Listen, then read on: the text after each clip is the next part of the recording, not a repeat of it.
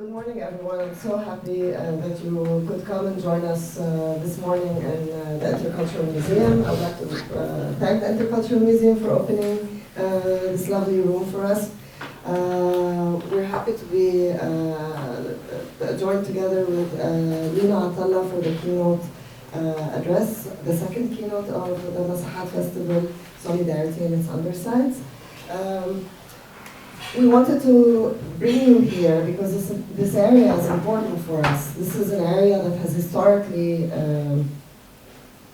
brought in the strangers to Oslo come to this area, whether they are coming from all over Norway to join the cash economy after modernity, or people who are from minority backgrounds fleeing wars and authoritarian regimes and economic collapse or climate collapse that end up in the city. This area is the area where we feel most at home. So today is going to be mostly in Greenland, tomorrow also in Greenland, and that's because Greenland is important for us as a neighborhood. So thank you so much for being here. Thanks for the University of Oslo Center for Islam and Middle Eastern Studies for supporting this keynote. Thank you for the volunteers who are helping out. Andreas Delset will be, Lina Delset will be serving you soup soon after we are finished with this talk. And Khalid Al-Bey will be joining Lina for a discussion before we open to the audience. Today, Masahat is on its third day. After Lina's talk and then the soup, you can join us at Grönland Torg at 3 for a Carnival of Grief by Farah Al-Azra and her amazing gang. The Whalers. The Whalers of Oslo for Sons of Anemon. And at 7 we are going to Riksen to watch Hamid Sinno perform his debut album, as Poems of Consumption. Maybe most of you know Hamid perhaps from Mashra Leila before. And then in the evening after Hamid there's Jadba, also at Riksen, which is Moroccan beats if you want to dance. And then if you want to dance some more, there's an after party at Blow with Dina Abdel Wahed. And tomorrow we're going to be having breakfast together at Amaris Cafe, again with Lina Attalah and Priya Baines. It will be more of a prayer circle, not to God, but to each other. So also I urge you to come to that. That's a very limited space, so if you don't come early, you don't get it on the opposite. After that, there is Masahat Screens, and Masahat Screens this year is focusing on Palestine and Sudan. That will be at Vegasen, and I really, really urge you to come to that program. You will learn a lot. It's very witty, very poignant, and it will be a platform for further discussions with you across the year. So thank you so much for coming here today, and I will give now the mic to Lina.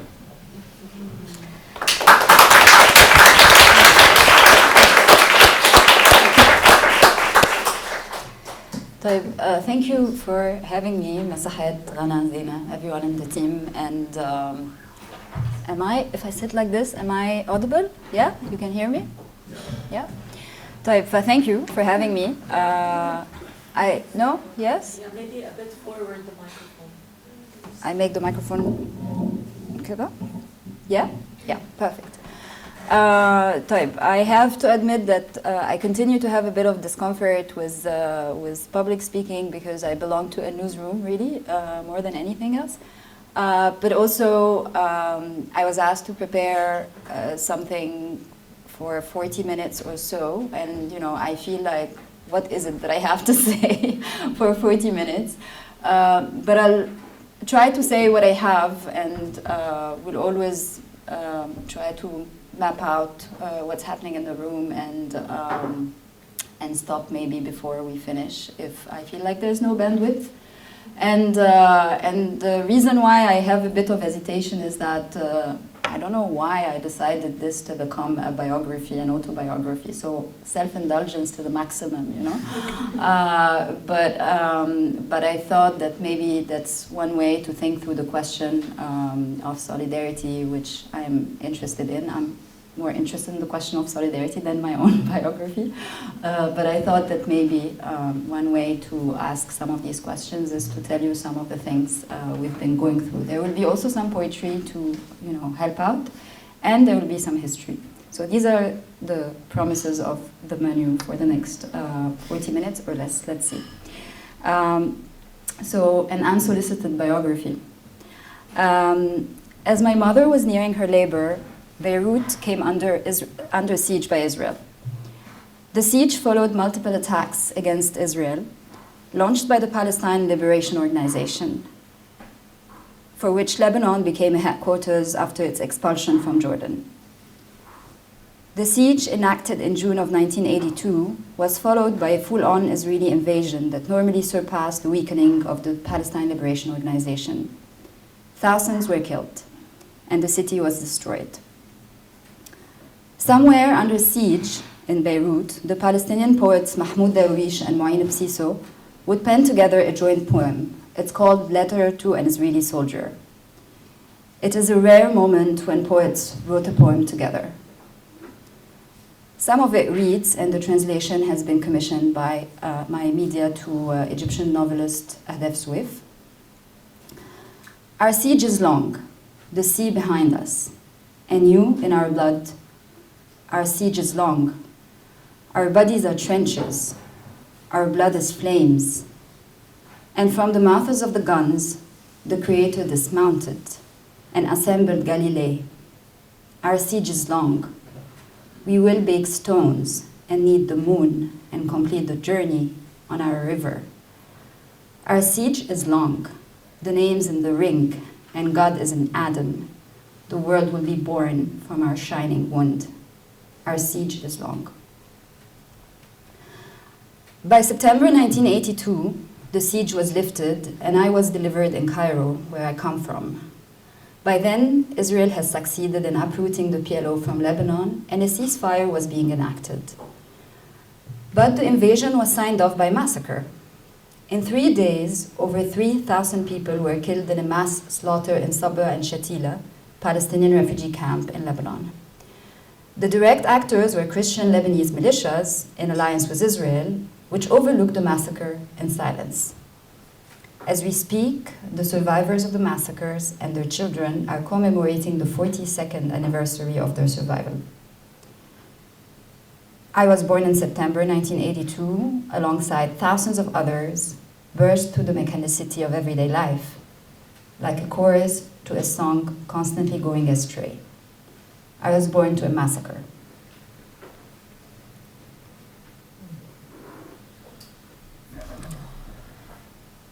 "20 years later, I visited Shatila for the first time as part of a solidarity initiative with a group of students from my university. In fact, the word solidarity has accompanied me throughout my university years.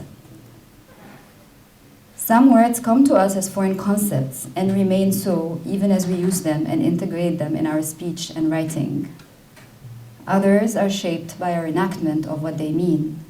We give them meaning and they give us some as they expand in the universal world of language. Such was the case of the word solidarity for me. By then, the early 2000s, Beirut has been rising from the debris of the war and was posing as an attractive tourism destination. A rebuilt downtown boasted luminous cafes with fancy fruit platters and water pipes. Shatila remained in the margins of all of that, one of the various traces of the violent past that the new bustling city with its shimmering lights was trying to hide. You wave a taxi, and they are weirded out by the fact that you want to go to Shatila. Oftentimes, they won't take you. You have to walk. And how else do you meet a city for real? A gated neighborhood without gates, Shatila is a spatial and temporal trap, a small Palestine where the elderly holds on to their remembered lives back home, and the youth are waiting to be elsewhere, perhaps Palestine. I met Palestine and Lebanon. I don't know if there's a better learning about one place and its different people by meeting them elsewhere, where the place is absent. Not only you encounter their vivid constructions and imaginations about this place, but also you see the political and social extent of geography, the stuff of history, and specifically colonial history. In Shatila, I worked with a group of students called Cairo to Camps. It was a student activity based in the American University in Cairo that centered itself on solidarity with Palestinian refugees. We would spend the summer in the camps, primarily in Lebanon, doing art workshops with the children and weaving connections with their older siblings and parents. We also tried to collect accounts of displacement from the grandparents who were mostly displaced from different parts of Palestine in 1948. Back in Cairo, when we prepared for our annual visit to the camps, we spent our time learning about the condition of Palestinian refugees in Egypt, Lebanon, and around the region. We read and discussed the nuances of Palestinians being bracketed as refugees in camps versus being assimilated in a host society, both strategies devised by Arab rulers in the aftermath of 1948, but also after the 1967 war, to create a condition of temporariness. This was the post-colonial Arab states' most promise for Palestinians, that they will return simply through the negation of their conditions of settlement. But in reality, the camp became home. Cairo's suburbia became home. Other configurations of diaspora in the Arab world became home. A home without rights, without belonging, with a constant yearning to be elsewhere. A home outside of home, a real home outside an imaginary home. We also spent our time training to give self-expression workshops, specifically through reading and discussing literature, theater training, and other art forms. I particularly like to read The Little Prince with the children, and then at some point, I would close the book and ask each one of them to imagine a journey for themselves if they were the little prince themselves. We also trained to deliver form theater and theater of the oppressed techniques, working with the children on exercises of enactment to understand together the toll of the predicament we are in. By doing this work, we simply didn't want to engage in an act of political tourism. Our friends in the camp often told us that they were happy we came because most volunteers who visited and did work in Shatila were Canadians, Norwegians, and French, but there were barely any Arabs. But also, we always left at the end of the summer with the feeling that it's us who benefited, us who learned, us who understood realities outside the confines of our everyday life. We always struggled with the question of what is it that we give and what is it that we take when engaging in an act of solidarity. What does it make of solidarity, and what does it mean to be in solidarity with the protagonists of a story that is not quite yours? And can we rescue solidarity from some sort of a barter deal? In the backdrop, our university campus was living a height in the students' movement. Protests in solidarity with the Second Palestinian Intifada were erupting in full range. A year before, 9/11 has just shaken the world, a rupture to the prowess of empire that is not supposed to live such tragedy. It's us who are supposed to live such tragedies. A war on terror was promised. A year later, the US invaded Iraq and more university protests erupted. I remember the first time we took over Tahrir Square in Cairo. It was not in 2011, but in 2003, and it will witness the major revolution a decade later. It was vibrating with emotions, an unforgettable charge. Ask me, what was it that made it so emotional and so personal when the tragedy is elsewhere, in Palestine, in Iraq? A decade later, only a decade later, the answer will unfold with utmost clarity. It is actually here too.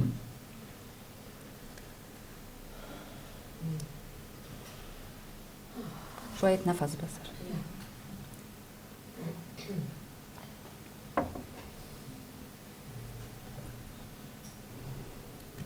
This bit will be a bit of history. So, In 1978, Egyptian writer and Minister of Culture Youssef al-Sebai was assassinated in Cyprus while attending an Afro-Asian People's Solidarity Organization conference.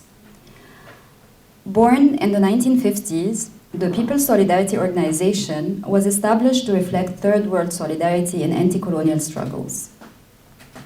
And while Egypt played a prominent role in the organization for years, Sebai's presence was an oddity for the cause. Why? A year before, he had accompanied Egyptian President Anwar Sadat on his trip to Jerusalem in what would be a political determination to lock a bilateral peace agreement after 3 decades of war in the region, where Egypt championed the Palestinian cause as part of a pan-Arab ideology. This has put Sebai on a hit list alongside Sadat, who would also be killed in 1981.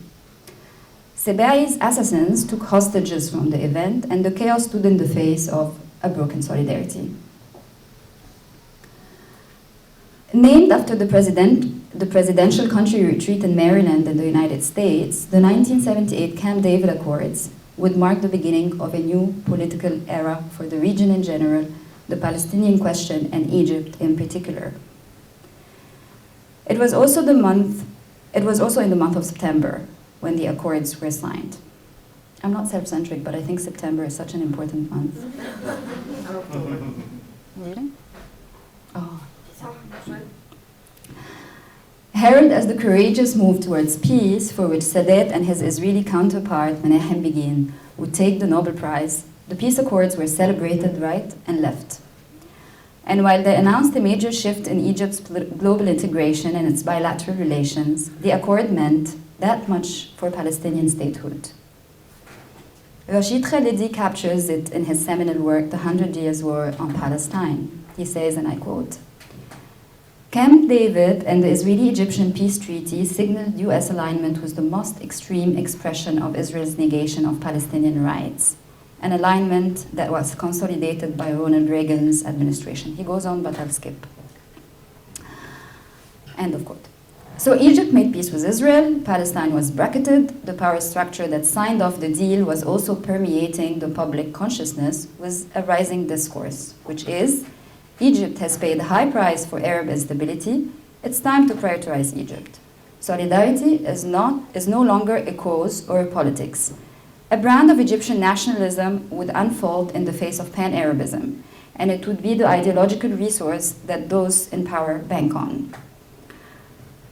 Part of this ideological apparatus is to fuel anti-Palestinian sentiments with the idea that worrying about other causes has come to the detriment of our own progress in Egypt. The idea is not foreign to how racism operates anywhere. Here I would like to recall some of the words of Zizek in one of his old works, and I'm sorry if he gets on your nerves. معلش, استحملوا. Bear with me, he has some good writings from the past. So in one of his old works, it's called The Metastasis of Enjoyment, the book, he speaks of how racism, and I quote him, functions as a supplement to nationalism. It's a secondary formation that emerges against the background of the assertion of national identity and designates its pathological intensification, its negative, its inversion, its change of direction towards the foreign body that threatens our nation body from within.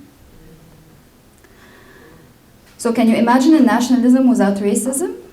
Or a nationalism with solidarity? What do we do with the question of nationalism if we want to enact solidarity and counter racism? Is this even possible? This is a question for all of us. But there is something more utilitarian for Egypt in brokering peace. A major outcome of the peace accord is the consolidation of American military aid to both Israel and Egypt. Today, both countries are on the top list of US military aid recipients, and the support was prompted by the signing of the peace deal. The support will mark the weaving of some profound military relations between Egypt and the US and the gradual transformation of the establishment into a self-serving infrastructure that is voluntarily relegated to the margins of political and geopolitical power so long as its interests are preserved. This is the same time when Israel will go on to invade Lebanon and will consolidate its occupation of the West Bank and Gaza. The uninterrupted US support will also mean further Egyptian integrated in the global economy, a project long coming with the beginning of the Sadat rule in the 1970s and will gradually come full force throughout the decades after. To be a low-income, aid-dependent, highly populated state integrated in the global economy contributes oftentimes to several casualties: food security, access to public health care, proper public education, and more. Yet, supermarket shelves in Cairo boasted all sorts of cola drinks, chocolate bars, and other capitalist snacks. McDonald's had just opened in Cairo, and I remember the queues. It's hard for someone born to this reality to imagine a world where these capitalist snacks do not exist.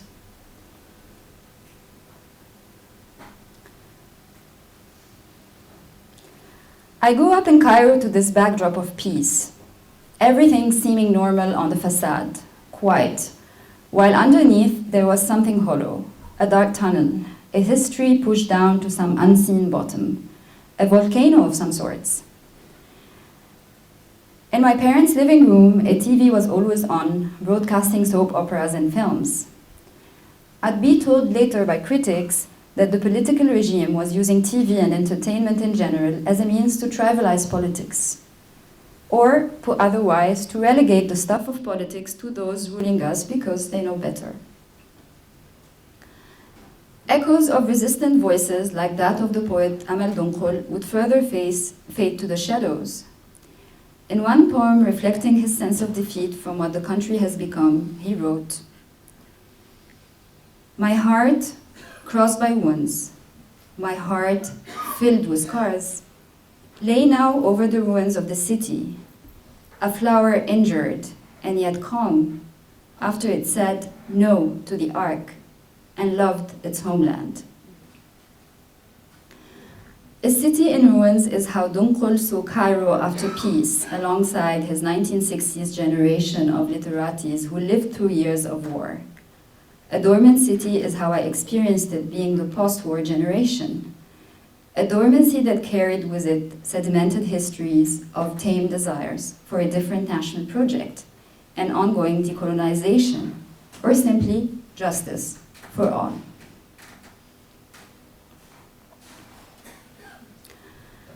The metaphor of dormancy will always accompany the state of peace to suggest that there is something more complex about peace, that peace is never fully peace. It was a period of overall peace, Israeli Egyptian peace, post-Cold War peace. Somewhere in the wilderness, Egyptian security forces, including my own father, were fighting terrorist groups and splinter movements to those who killed Sebai and Sadat. They had moved on ideologically to killing tourists, Christians, aiming to weaken those in power in the process. I lived through a quiet disquiet, always waiting for my father to come back from the front lines with a gift or two to regain trust that we were living in peace. He would never fail to do that, and yet the disquiet was surfacing. I'm going through a depression that surpasses the typical teenage unease about life, and I decide to leave school and the country altogether. I land a scholarship at one of the United World Colleges. There is one of these colleges here in Norway, in Fleke, and it's born to an idea by German educator Kurt Hahn to promote international understanding and multiculturalism. The schools have become one of the educational havens of the post-Cold War moment. So I went to one of these schools in Italy, and it opened up horizons for my thinking and my being, specifically around the idea that the world lies elsewhere and everywhere. And although the content of the pedagogy was too Eurocentric by and large, there was a space for criticality. Yet the entire educational apparatus was relishing in this moment of peace, that moment I thought I had left behind in Cairo. However, my graduation essay was centered on the colonial support to the Zionist project in the early 19th century. And when I came back to Egypt for university, the seeming quietness of the 1990s was, in fact, starting to crack. For the first time, I see my university campus erupt from the uniform movement of class and leisure into a protest movement in support of the Second Palestinian Intifada. I don't recall what exactly I was infatuated with, fully intellectually and emotionally grabbed by. It might have been the distant, abstract idea of Palestine, which for my peace generation remained until then something far, out of reach, perhaps even irrelevant. It might be the sedimented histories we carry within us. It might be the university body coming together into a spectacular unison, a scene my peace generation has missed in the midst of a growing social atomization. And it might simply be the movement, the awakening from the 1990s idleness. So if solidarity is a puzzle, all these different pieces are part of it. And in the process, I felt so strongly about these protests that I wanted to become a journalist. Random قوي صح؟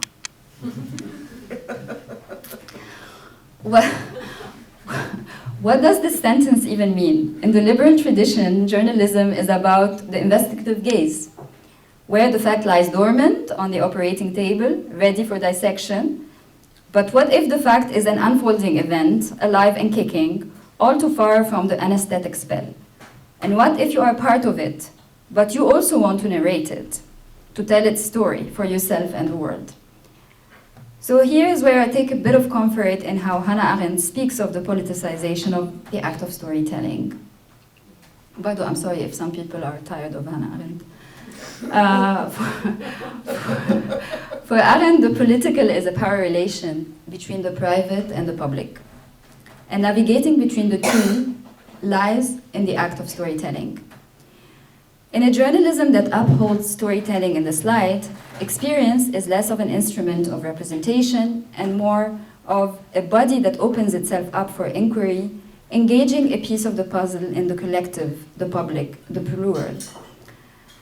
That act of journeying through the private to the public in this manner, Arendt tells us, is a form of living actively. So, la vita activa. Michael Jackson, a poet and an anthropologist, not the pop singer. You didn't see this, you saw this coming, but so Michael Jackson, not the pop singer, the poet and the anthropologist, unpacks Arendt's politics of storytelling in 4 acts, or 4 crossings, as I like to think of them. From the private to the public, from the self to the other, in spaces of intersubjectivity, from empathy to criticality, and then we have this idea of storytelling as a fugitive imagination. So, intersubjectivity, empathy, criticality, fugitive imagination. These became the vocabulary of the journalism I wanted to venture into from that specific position of being in the midst. Not outside, not above, but in the midst. I learned about the act of solidarity when I volunteered with the Cairo to Camp student group working in Palestinian refugee camps in Lebanon. And it's around the same time when Cairo is bustling with solidarity protests for Palestine, and when I wanted to be a journalist. In fact, I like to imagine solidarity and journalism to be in a relationship of kin or friendship or something of both, where they smuggle meaning from each other, where they are survived by each other, where one operates in a moment when the others can't.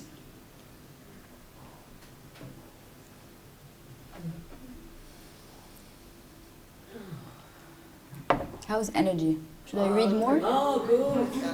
We can listen to you all day. Yeah. Especially if you have like Michael Jackson in the background. And you want Michael Jackson in the There's a background? song. Okay. So in 2005, I was crossing a street in downtown Cairo when I saw yellow balloons hovering over cars and pedestrians with the word enough scripted on them.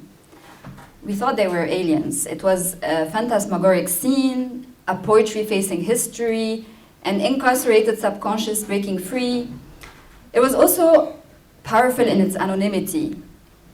It was balloons, the sky raining balloons in Cairo. I mean, anything can happen in Cairo, but also this was weird. 2005 is when the protest movement in Egypt gains a new momentum.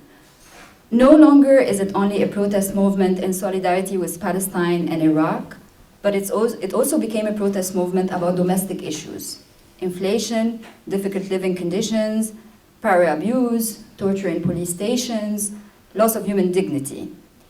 It is to those things that the balloons were saying enough. Some people would say that protesting in solidarity with Palestine was a way to open the public space for contentious politics, in a moment where such actions were barely tolerated. And while there is always a suggestion of exploiting a cause, in that case the Palestinian cause, for another cause, in such claim, a more sober take would be one where we see how both cases, the occupation of Palestine and the authoritarianism of Egypt, are structurally connected. One way to connect them is to understand how the decentering of the Palestinian cause from Egyptian power politics was reworded with authoritarian regimes getting Western accolades, and more importantly, political, military, and economic support. In other words, an Arab regime like that of Egypt, birthed to a decolonization movement, preserves its grip on power by endorsing another colonial project. Not only this is its ticket to permanence in power, but also to self-positioning and economic survival in a world increasingly integrating. Some say that liberation from authoritarianism in Egypt will have to start with the liberation from occupation and settler colonialism in Palestine. But what does one do while waiting for the liberation of Palestine, besides being in an active position of solidarity?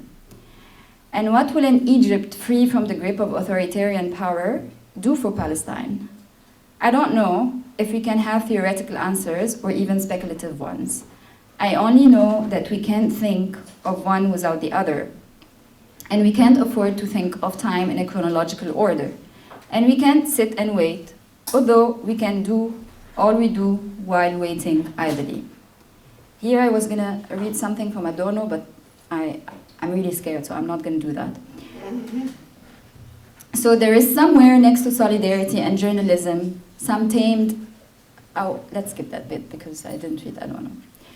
By the end of 2005, I ran away fearing to witness the defeat of the newborn protest movement that was already unfolding. Friends were being arrested in front of me at the protests. Some would be tortured in police stations before landing in jail, and then would come back with horrible stories. Sexual harassment was weaponized against women partaking in the protests.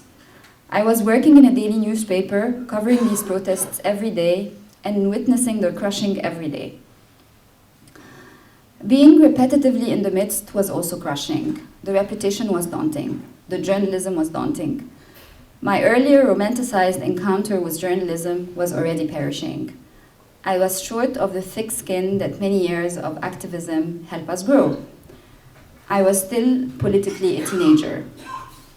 So I ran away to Sudan, specifically to Nyala, the south of Darfur, where I landed a journalism job there. I thought that operating in a place with which I don't have any emotional connection will be helpful. But what do we know about what shapes who we are beyond our thinking and our egos? What dumped histories resurface for us, and what unexpected futures? In 2003, a war has started in Darfur with militant groups fighting the central government. The region was a site for a major massacre as the Sudanese central government killed hundreds of thousands of its people to punish them for being in a place that wanted to separate. Living for a year with the survivors, some of them would describe the war in ethnic terms, that the Arab and Islamist centricity of the regime was discriminating against all non-Arab tribes. Others, particularly those on the forefronts of the fighting from the militant groups, would tell us that it's essentially a war over control of resources, like essentially all other wars. After decades of colonial control, first Ottoman and second British, all with an active role from Egypt, Sudan became independent in 1956. What became independent, however, is a set of territories that were previously separately ruled by different monarchies in a pre-state power configuration. Still, the 1956 independence was marked by years of power swinging between the different protagonists of independence, including the communists and the Islamists, until a military coup instated the iron fist rule of Omar al-Bashir. This is the same Bashir who's facing war crimes charges in the International Criminal Court for the ethnic cleansing of the people of Darfur. Bashir ruled with an iron fist, banning political parties, enforcing an Islamist code, and that would not spare him resistance from armed groups in the active west and south of the country. And while the war with the south was settled with a peace agreement that eventually led to an actual separation, so the government of South Sudan, an independence that will take place in 2011, the year of Arab revolutions, in Darfur, conflict remained. Darfur was a site of fresh destruction, a thorough destruction that has deracinated everything down to the roots. The only surviving green creatures were these huge trees called tabaldi, which I found extremely ugly. People in Darfur say that God was angry at the tree, which had cultivated some demons inside its trunk, so it turned it upside down, and hence you see the roots hanging out freely outside of the land. I found the image compelling, but also not disconnected from the state of war we were in. Yet the people in Darfur described the tabaldi tree as splendid, rich, glorious, original. It's from Darfur, they would tell me, with pride, in a move of love to the homeland. This reminds me of Oksana Timofieva and her seminal text, How to Love a Homeland. It's a book scripting ways of being from somewhere beyond the narrative engineered by the nation state. What does she say? Love your homeland in such a way that the soil and the plants with their roots are on our side. Like it happens in guerrilla wars, when it's not only the people, but also the forest, the grass, and the animals that rise together to fight fascism. These are our people. Such a war is not similar in any way to the one that the state wages on the neighbor. The guerrilla war is not declared by the government, but by the people that are not all identical with it and that comprise all human and non-human beings, plants, animals, fungi, hay, stones, everything inhabiting this land. The haystack will hide my great-grandmother. The tree will stand in the way. The beast will terrify the enemy. And the swamp will drag down those who came here to kill us. Apart from the guerrilla resistance, there is also the invisible, quiet resistance of civilians, those who do not leave their place when someone fights on their land. In Russian, she's from Russia. In Russian, the word civilians, as opposed to militaries, translates literally at those who live in peace. They live in peace precisely when there is war, despite the war. They cannot and do not want to leave. They have their house here, their cow, their dog, the garden that no one will water if they take off and become refugees. Civilians stay here because they take root. So that's the end of her quote. So somehow I found my peace, my own peace, in the war laid in Darfur. Somehow the ferocity of the war and the quest for survival it generates returns us to a certain bareness that we are unable to see while experiencing cruel desires for a better life. I saw this bareness in how people speak about the trees and how they felt proud they belonged to the same land that carried these trees. There's also something about the apparition of conflict, visible destruction and embodied ways that made it easier to confront, to take a position, to be in the midst in a certain way. Cairo for years was a site of structural violence, a violence stamped in the fabric of the everyday that we had to navigate. And while I can't dare to compare the extraordinariness of war to the ordinariness of everyday violence, something was exhausting about being in Cairo and in the world. about the state of exception we are made to live under. I went on doing a radio program in Sudan, primarily with the internally displaced communities of Darfur, about living through this war and ways in which there can be solace, at least on the everyday. I worked with Sudanese journalists, thinking together through what it means to be from here while doing journalism from here. And deep inside me, there was a certain comfort in being an outsider. A dangerous trap we all need to reckon with when we assume a position of solidarity.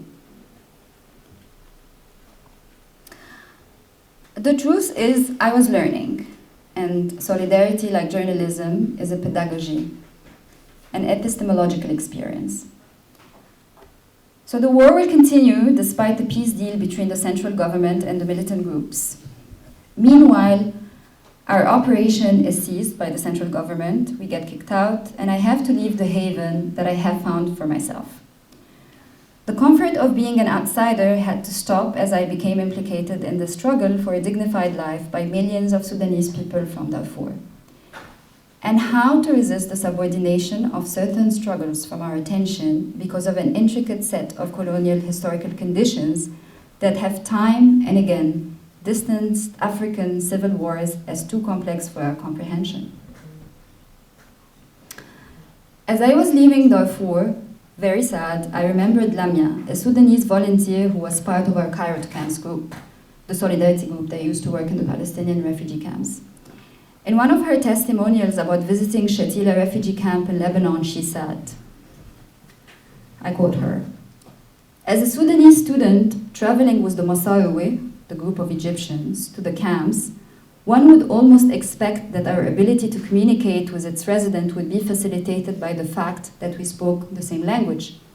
We were, after all Arabs and shared common values and culture. But in my case, though these factors did help, they were not the main reason.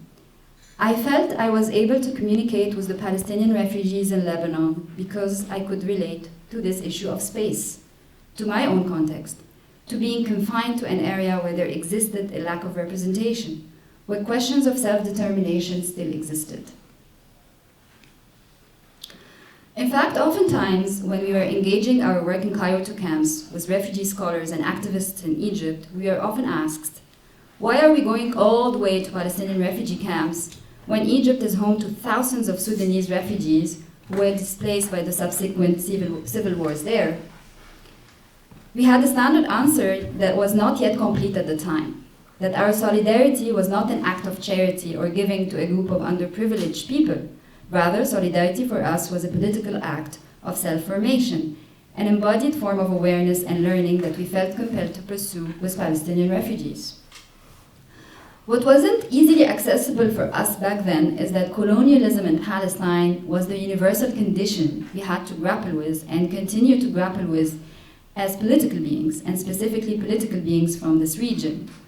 But then, in the face of this universal condition, there are many particulars that can deepen our understanding of this predicament, grapple with it, and eventually be truly in a place of solidarity with Palestine and Iraq, but also Syria and Sudan. For one, there is the particular of the colonial afterlives and authoritarian power graphs in the region, a continuity that Aimé Césaire brings up in his seminal work, Discourse on Colonialism. He says, and I quote him, "We must study how colonization works to I'm tired شوية ثانية واحدة. We're coming to an end, inshallah.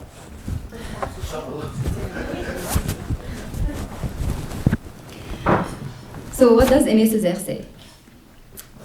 He says, we must study how colonization works to decivilize the colonizer, to brutalize him in the true sense of the word, to degrade him, to awaken him to buried instincts, to violence, race, hatred, and moral relativism.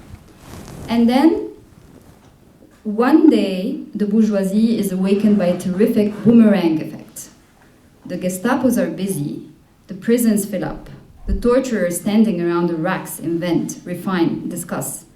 People are surprised, they become indignant, they say, how strange, but never mind, it's Nazism, it will pass. And they wait, and they hope, and they hide the truth from themselves, that it is barbarism, the supreme barbarism, the crowning barbarism that sums up all the daily barbarisms, that it is Nazism, but that before they were its victims, they were its accomplices, that they tolerated that Nazism before it was inflicted on them, that they absolved it, shut their eyes to it, legitimized it, because until then, it had been applied only to non-European people. They have cultivated that Nazism, that they are responsible for it, and that before engulfing the whole edifice of Western Christian civilization in its reddened waters, it oozes, seeps, and trickles from everyday crack. The quote is brought up by Lebanese thinker Fadi Bardawil, who invites us to think about the absence of colonialism from critical theory. The new authoritarian species, according to Bardawil, who is thinking with Césaire, is, and I quote him, not new at all. It's the offspring of the colonist species, to draw on the opening sentences of Frantz Fanon's The Wretched of the Earth, where he defines decolonization as quite simply the substitution of one species of mankind by another. As Robin Cayley notes in his introduction to the discourse, Césaire locates the origins of fascism within colonialism, and within the very tradition of humanism, critics believed fascism threatened. So Césaire's words and Bardawil's reminder of them are key today to understanding how to think of Palestine and the genocide in Gaza, and parallel assaults on Lebanon, the West Bank, and Syria, along the civil war in Sudan. How to think along all these events while being in Egypt, in my case, in this critical moment. We're about to finish. A few years after I come back to Cairo, the 2011 revolution erupts, and it seems that unlike what I thought was a dying movement in 2005, 2011 was its volcanic eruption. I do not wish to speak here about the Egyptian revolution right this moment. It was another moment of rise and defeat from which I did not run away this time, and perhaps I learned by then that revolutionary movements have volcanic temporalities, cycles of dormancy and eruption. Speaking about 2011 has often been nostalgic and hegemonizing over our imagination. I'm rather going to talk about a future to this moment that was galvanizing to one's imagination just like 2011. In 2019, a new wave of protests ran across the region again, this time in Lebanon, Sudan, Algeria, and Iraq. When the first protests erupted in Algeria and Sudan, Alaa Abdel Fattah, Egypt's prominent political prisoner, wrote, "It's hard for me to follow the protests of Algeria and Sudan as an observer and not as an actor, as I'm surrounded by the total paralysis of the Egyptian opposition. But I followed how we, the Egyptians, were trying to give advice to both people. Rather than amounting to a practical position, giving advice in this context is a form of nostalgia, a nostalgia to a moment we are active and influential." So Alaa would end up in prison again after writing these words. He was there shortly before and would miss seeing the next eruption in line, which happened in Lebanon. I had no advice to think of to the people of Algeria, Sudan, Lebanon, or Iraq. I also don't remember being nostalgic, although the images were similar and reminiscent of our own Tahrir Square. Revolutionaries, as one coalescing body of bodies, swallowing squares and cities that have for long swallowed us. Rather, I was watching in awe what I didn't see coming, revolution arriving to places and people that have struggled with shattering wars. I was watching in awe and feeling fully grabbed and captured while being physically distant, and remembered wondering if this is about being an Arab, or a human, or a revolutionary enthusiast, or some sort of an amalgam of all these things. Revolutions are the antithesis of nostalgia, as they teach us to look differently at pasts, presents, and futures. And if they come with a sense of nostalgia, it's a nostalgia for the future. And while none of these movements yielded in the kind of transformation that would reflect better lives, the moment was nonetheless electrifying, as it pointed to unaccounted histories that made these eruptions palpable, as well as to other possible futures. And what do we do when we experience a revolution from afar, without being its protagonist, through the idleness of our context? We engage in solidarity, one where we witness, watch, learn, unlearn, while settling with the limitations of our actions beyond rooting and praying for the revolutionaries. This is not a moment of peace, it's a moment of war. Like revolutions, wars demand solidarity. Solidarity is not a form of political correctness or conscious clearance. Solidarity is digging into buried histories. It's learning something new about ourselves as much as about the others. It's a pedagogy. It's a movement that keeps moving. It's a different political imaginary. Finally, I'm not a poet, but I like the idea of poetry standing in the face of history. So I'm going to leave you with the words of Egyptian poet Ahmed Fouad Nekb.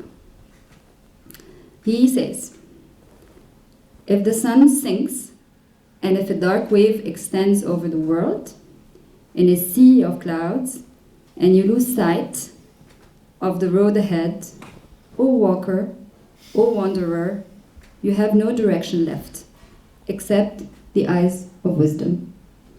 Thank you.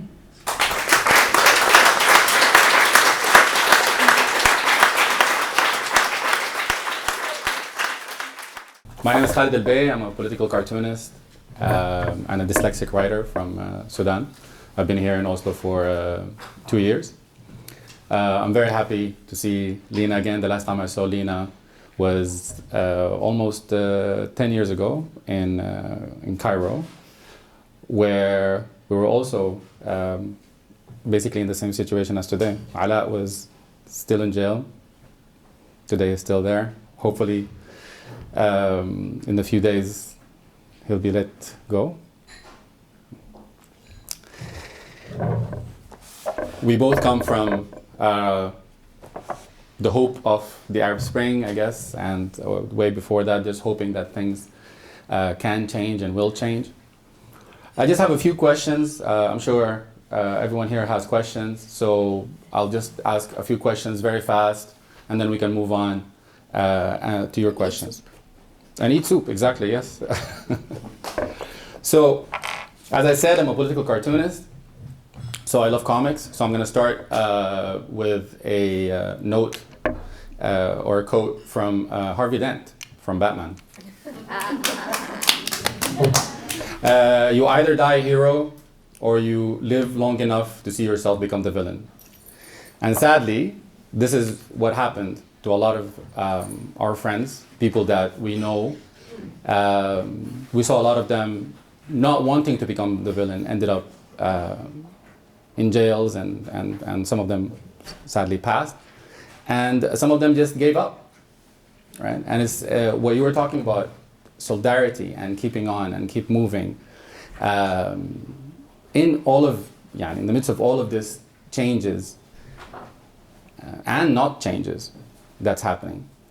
I wanted to ask you, because for me personally, I'm struggling through that. I'm struggling to see people fall from grace, you know? We see people that we respected, writers, artists, that suddenly just either gave up, and I understand, because in a lot of times, you think, how are we gonna go on, you know? And this is something that I kind of realized after years of drawing cartoons. It's not much, but you know, is that we're never going to win alone. We need each other. And sadly, what they did for all of us is that they made each of us fight and know things only in silos, right? So the Egyptians only know about Egypt. The Sudanese only know about Sudan. The Iranians only know about Iran. The Syrians only know about Syria. The Palestinians only know about Palestine. Each one is occupied with their own struggle. And things like the African Asian conference that happened, this was the first, one of the first things that brought activists from Palestine with activists from Africa, even the Black Panther from the US was there. So we need more things like this, and this is what I guess Masahat is for, to bring people together and know about each other's struggle. You can't know everything, that's not possible, right? But to know what to stand for and to keep standing for and support the people that are standing for that. So this is why we're here. So I have a kid, and now we have a fancy name for people that grow up like us, third culture kids, right? And because how much I respect you and what you have been doing, and because you continue to do that, I want to ask you a few questions because I want to know how my child can grow up to be like you, and how can we learn? How can we learn from as well to keep going? You know, because it's hard, right? Like to you know, for kids to also struggle, especially here, and to struggle with, you know, am I from here? Am I from there? What am I doing? What do I care about? Do I need to even care about this? It's a lot, you know. So the first question is, what role did your parents play? Oh, interesting. Tabenta, you're not gonna sit? I've been sitting. I'm all right. Okay. I can tell you, يعني, in honesty, what my parents. No, I think يعني, to answer the question straight. No, at the beginning there was a lot of resistance. There was a lot of resistance at the beginning of the madness and the constant, you know, desire to live in the midst of things and all of that. And I mean, there is a point where the tantrum was their enemy. Like they have, like all parents, they have ideas for how, you know, we should chart our future and our life, but then there's a tantrum and they don't know. I mean, how do you deal with your kids' tantrums? You kind of خلاص subside, يعني. You let them do what they want, or you give them the thing they want. So I think my tantrums helped in a way, and you know, and I feel like, but what was interesting is that I always felt there is a humble act of watching and learning both from the tantrums and what would come after them. And this is something that I don't take for granted from a conservative middle-class Cairene family that is, you know, raised to, again, this post-Sadat Mubarak moment of peace, tribalization of politics, of, you know, everything is similar to everything. But, you know, they were sitting behind and just watching and taking note until, you know, it became pride at some point. And, you know, for this I'm very grateful. So I don't know if they played a role. In fact, in certain moments where they stopped playing a role is the moment where I felt there was a bit of a possibility somehow, especially with this generation. Again, generations are different. My parents were a generation of non-action, you know, inaction, dormancy, 1990s specifically, right? So basically when they resorted to their idleness and there is nothing they can do is when there was a possibility. I had to hide from them certain things and to get going. And I think eventually they knew that there is always something hiding and they accepted it. A lot of the times it will backfire. I remember I was in one of the flotillas in 2011 and I never told them that I went on a flotilla. I told them that I was going to a wedding in Turkey.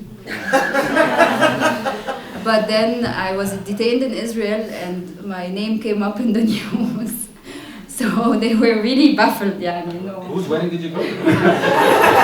Like, what are you doing in Israel? I'm a prisoner. But it doesn't always work, but I think it's okay. So yes. And just to be okay with your children lying again. Right. So you quoted a lot of books, and I wanted to ask you about that. Maybe give us books that you read as a teenager, as a child, even after that, that helped you become you, and helped with your configuration of what is solidarity. So that's another thing that we can connect to the theme of solidarity and parents. You know, when I was a kid, so my mother comes from Lebanon and Syria, and that's why there's a strong relation with Lebanon and Syria. And you know, as a francophone living in Egypt, there was this idea that we should read a lot of French literature to be distinctive and so on. So, but also it was reading a kind of trivial literature that consolidated this idea that nothing is happening. It's just, you know, all Agatha Christie and Comtesse de Ségur and these kinds of weird things. So I was made to read these things, and you know, they had their effects, I guess. But then I don't perceive reading as a solo act, even if we sit in bed and read on our own. I've always been reading, you know, by influence from others. So at the beginning from my parents, and then I joined my university, and it's the heydays of Orientalism and whatnot because of 9/11. So, you know, we start reading that kind of literature with friends, by recommendation from friends. So, you know, reading is a form of solidarity, learning is a form of solidarity. And then we grow up, a lot of post-colonial literature is not good enough to explain the predicament, so you know, I start going more into philosophy, you know, all sorts of philosophy. Examples, give us names. يعني I actually would rather يعني تمام. I've been reading with friends. I've been reading a lot with reading groups also, and I really love reading groups because, you know, again, it consolidates this idea that reading is never a solo business. So we've been reading a lot of, you know, Frankfurt philosophers at some point, but then also feeling that there is something missing. So going back to Aimé Césaire and you know, and the post-colonial tradition. Most recently, there is a lot of, you know, again, psychoanalysis, and psychoanalysis as a philosophy and not necessarily as a treatment. It's yani, for me, it's about trying to answer questions that keep emerging through what's there to be read, but also it's consuming it through what friends have been saying, and it's learning from friends how to read these things. So friends are very central. I don't want to come off as, oh, I'm reading Walter Benjamin. I mean, it's one thing to read him in the hollow, and it's another thing to read him with friends who have shared questions about history and the concept of history and so on. So. Amazing. All right, so what really kind of stuck with me from the, you know, a lot of things stuck with me, but I really loved the quiet disquiet. And I want you to talk more about that, maybe in the current situation. Now, what is the current disquiet for you? Quiet disquiet. I think there is something similar to that, but it's not identical. Since 2013, when there was the coup in Egypt, it's been such a reversal of the revolutionary moment, and this is why it's different from 2011, from the 1990s. I mean, because in the 1990s we were born to this calm. We don't know what happened before. We feel like there are these historical residues of something happening before. People angry from the 1960s, people demanding war with Israel after 67 and whatnot. But we don't know what it is really. But then 2013 is a bit different because we just came out from the squares. You know, everybody was out there and chanting and singing and writing and organizing, and then all of a sudden, you know, it's literally dead. We start with the apocalyptic summer of 2013, with the massacre and the political violence. So, you know, I can talk to you later about the history of Egypt. And then, you know, people go to prison, people die, people leave, people close their social media accounts. So it's much more literal in a way. And I remember, speaking of cartoonists, so we've been working with Andil, who's a famous Egyptian cartoonist, and one of his seminal works from this period is a cartoon where he basically writes the word shh. Shit. No. Because it's been like this for the last 10 years. مش shit, بس يعني it's shitty. And he left now. And he also left. Yeah. All right. So we have, I guess, like 8 minutes or something. If anyone wants to ask any questions. Yeah. I love the way you described the journey as oh, I don't have it. Thank you. Hi, my name is Ella Viscari. I'm a filmmaker, and I've been trying to capture the Norwegian Scandinavian way of looking at the world, while the place that I come from, Iran, and neighbor countries, are being smashed. And I remember when I was a kid, I didn't think that I would live up to have this moment with people that have come to Norway, that we're sitting here and we're trying to remain some sanity. And I believe that The Little Prince has always been that French story that has always kept us going on and going on. The kid basically kills himself in the end, or not, talks to his little snake, goes back to his little planet, and starts, cleaning up. So I'm just wondering, as a journalist and as a woman, how much cleaning up do you think we have to do before something will change? Because I've been filming people for 20 years, and I'm still sitting here today without a camera.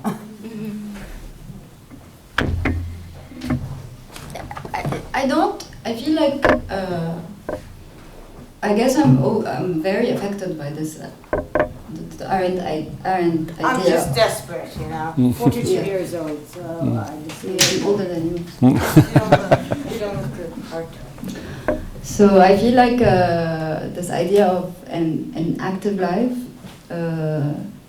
is one where you overlap the different things, the befores and the afters. So you do the cleaning up, but even if it's not over and the volcanic eruption happens, you have to deal with it, while the cleaning up continues. I don't feel like we can really afford to deal with time as Benjamin would say, an empty, homogeneous time where it's chronological. We have to do the cleaning up and then we start something. I mean, I don't feel like I'm able to be structural like this in a world that is just mad. Times are overlapped. We clean up when there's nothing else to do, like we do in our houses. We have to clean up because there's nothing else to be done.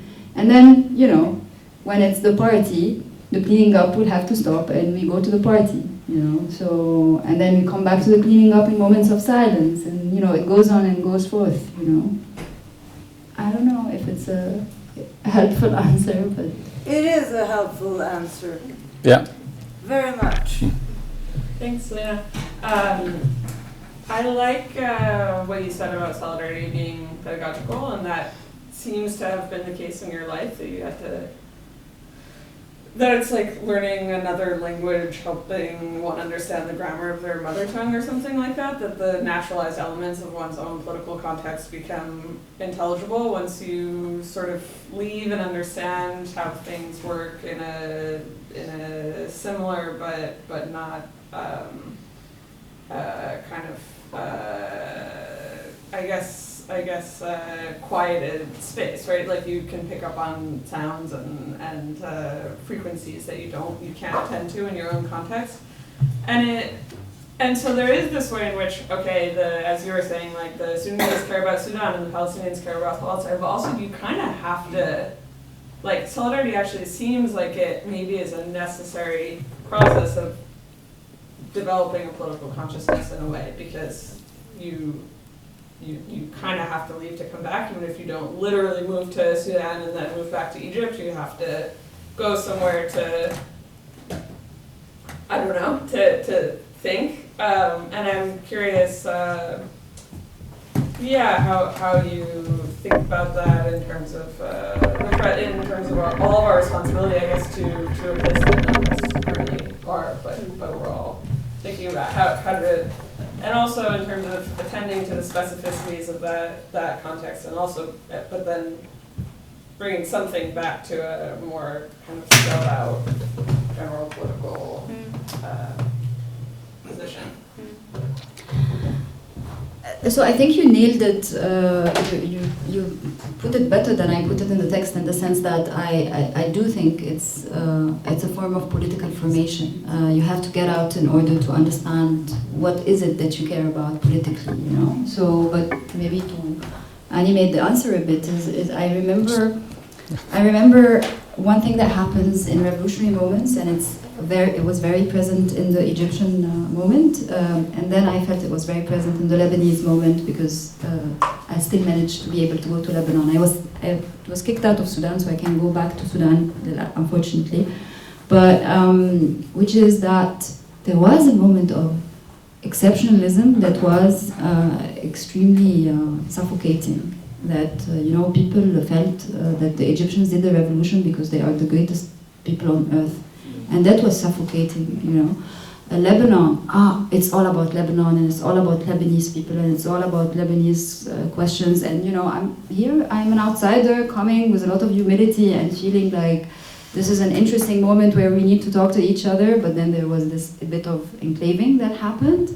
And I felt like this is precisely what I was running away from, you know. There is this need for a dialectical movement between, the different particulars for us to understand what is at stake.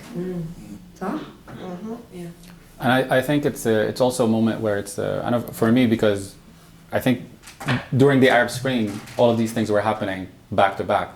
So on Twitter, at the high day of Twitter, before it dies now, it was, people are in Egypt or tweeting to people, retweeting people in Syria, oh, don't go there. People in Tahrir Square were talking about, things in Libya. Everybody worked together because we all understood that no one can work alone. Like it's never going to be, you're never going to have an island of freedom in the middle of all of this, because we're all connected. This region is all connected. So there was a time where everyone kind of worked together, but then that divide again happened, and for Sudan, because it happened 3 times. It happened in 2011, it got killed, right? It happened in 2013, 900 people got killed, and now, right? And I think the thing is that when just like you said, like when the Egyptians were giving Sudanese people advice about, don't do this, don't do that, don't trust the army, we did that before, don't do that, people were high on power, people were high on revolution. They're like, no, this is never going to happen to us. It's never going to happen to us. And it does. And this is, for me personally, I don't mean to hijack this, but for me personally, it was, I couldn't even go back to Sudan at that moment because I knew exactly what was going to happen. Because you see it, time repeats itself, and it's the same actors at the end of the day. It's the same people, the counter-revolution in the whole region. It's the same, it's powered by the same people, funded by the same people. But you feel so sorry for them, you have to hire them. Yeah. Oh, I'm sorry. I was asked to stand up here for this question. Thank you all.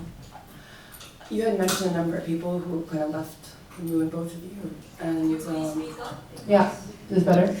You had mentioned a number of people who have left the movement, both either like physically or mentally, emotionally, and I'm just wondering what sustains you in this work.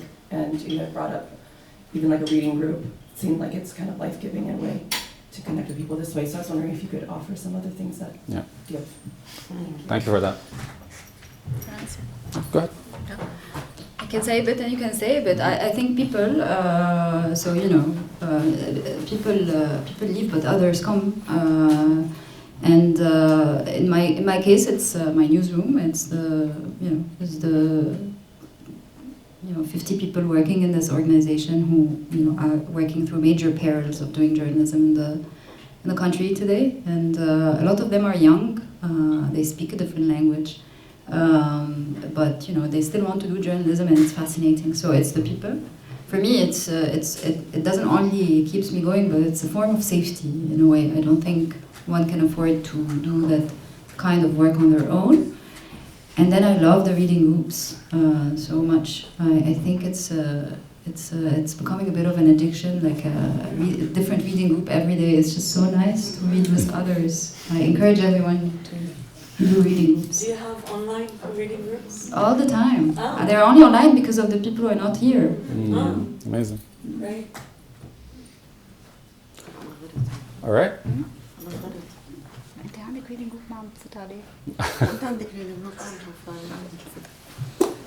No, you wanna close this off? Yes. You wanted to answer. Yeah, we want to. Do you want to tell us what you do for sustain? I would like to hear that, Khaled. Thank you.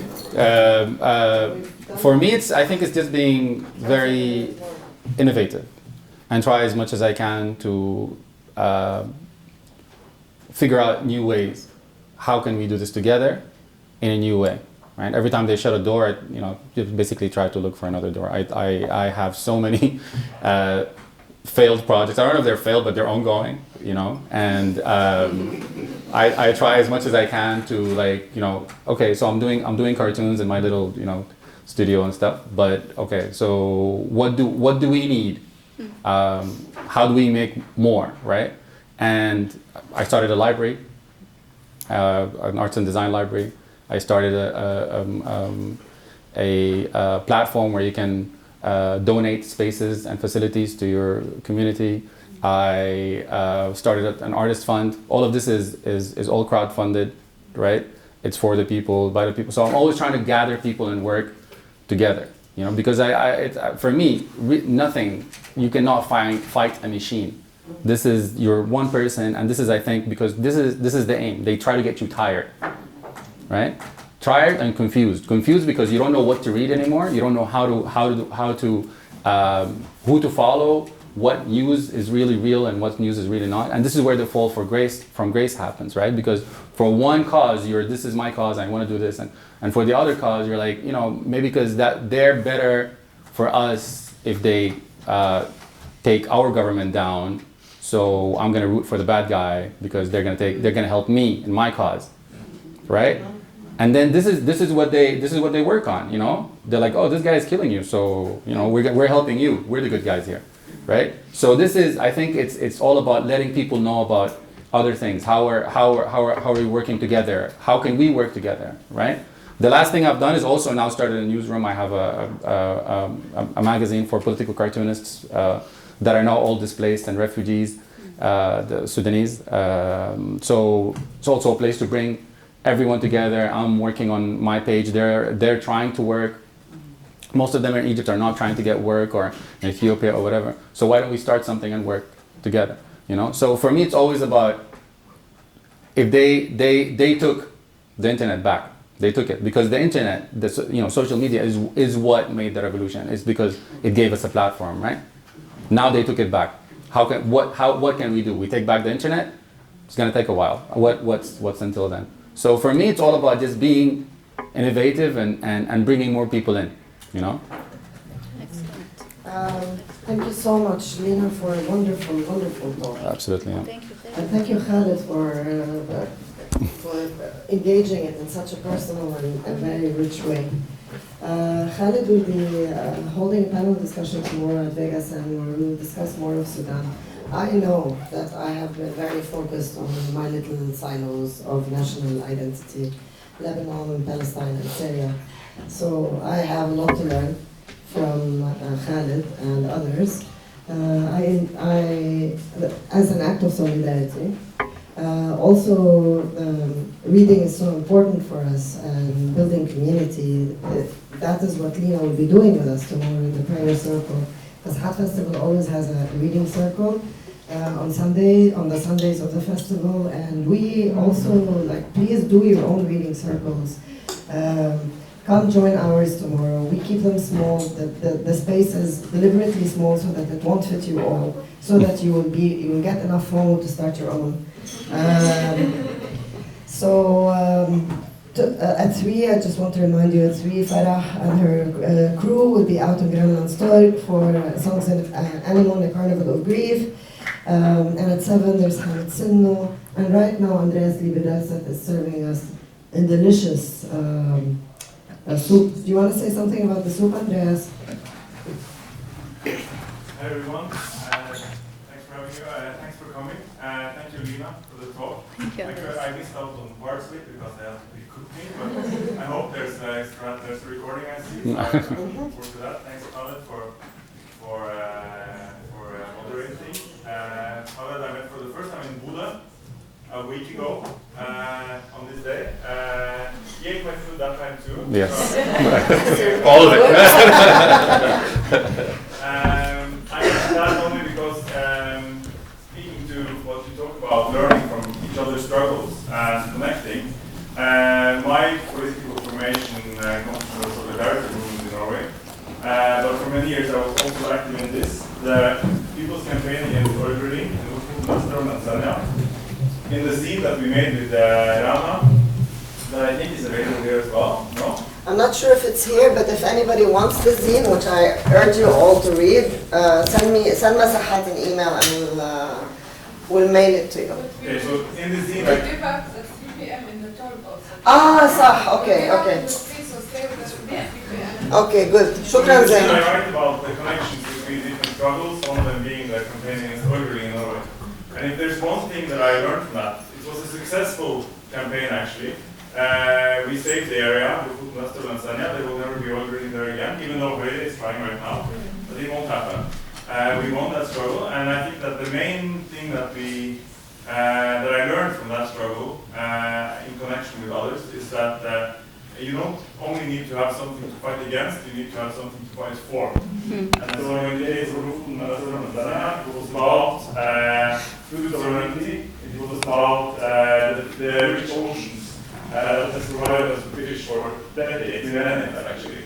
And so that's why I'm concerned. And then the other thing is that the People's Campaign, one of the main reasons why it's successful, I think, is because it was this positive campaign, where people could contribute in a number of ways. So we had lots of chefs and fishermen joining, and then they were the fishermen donating fish, and the cooks were cooking fish like crazy, and making fish cakes and city squares and everything. It became a really nice way of sustaining the activism as well. So that's why I hope to bring to you, to try and how to sustain this really harsh period that we're going through right now. Within the People's Campaign's fish soup. So, it's a fish soup made from halibut, bones, and the Norwegian fish stur. So it's about red fish in English, or in Arabic it's You found it in Arabic, Andreas? Salud. Salud? Salud. Okay.